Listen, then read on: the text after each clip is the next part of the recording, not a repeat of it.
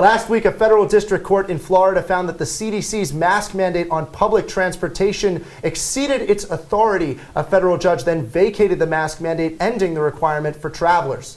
Now, travelers no longer have to wear masks on airlines, buses, trains, and other forms of public transit. Talking Point's legal analyst Spencer Kweskin is here to break down the case of Health Freedom Defense Fund versus President Biden. Spencer?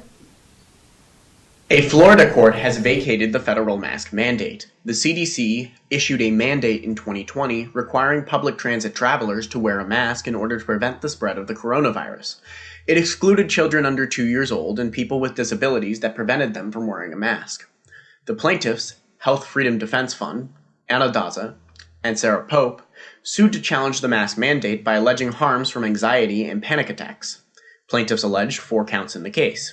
On count 1, Judge Mizell found that the CDC exceeded its authority by applying limited powers under Section 264A of the Public Health Services Act of 1944 too broadly, and by overreaching on the definition of sanitation to justify masking.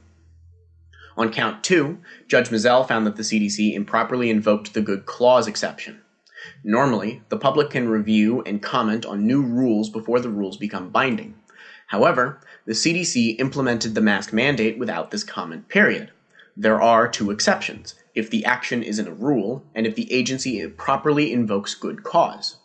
The mask mandate is a rule, and the court found that the CDC failed to properly invoke good cause as they only provided a single sentence for cause justification. On count 3, Judge Mizell found the mandate to be arbitrary and capricious as the CDC failed to sufficiently explain its reasoning in instituting the mandate. Judge Mizell dropped count 4 as count 1 satisfied the claim.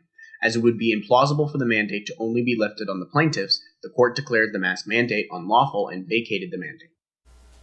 Hours after the mandate was lifted, nearly every airline in the United States dropped their masking requirements. The CDC and the Department of Justice are appealing the case, but the Biden administration has not asked the court for a stay at this time. The administration may be attempting to buy time, or perhaps vacate the ruling to protect the CDC's power after May 3rd via an obscure mootness doctrine found in the United States v. Munswingware, Incorporated.